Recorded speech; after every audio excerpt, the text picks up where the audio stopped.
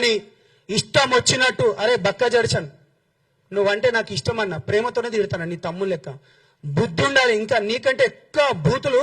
బ్రహ్మాండంగా మాట్లాడతా ఏం ఏం మాటలు మాట్లాడినారు వెదవా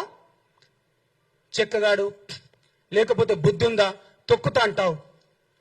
అరే ఇది ప్రజాస్వామ్యం రా భయ్ నీకెట్లా మాట్లాడాలి రాజకీయ పార్టీలు ఏ విధంగా పోటీ చేయాలో రాజ్యాంగం మాకు కూడా కల్పించింది ఆ హక్కు మాకు కూడా కల్పించింది కాబట్టి విశ్లేషణ పేరుతోని నేను చివరిగా మాట్లాడే ముందన్నా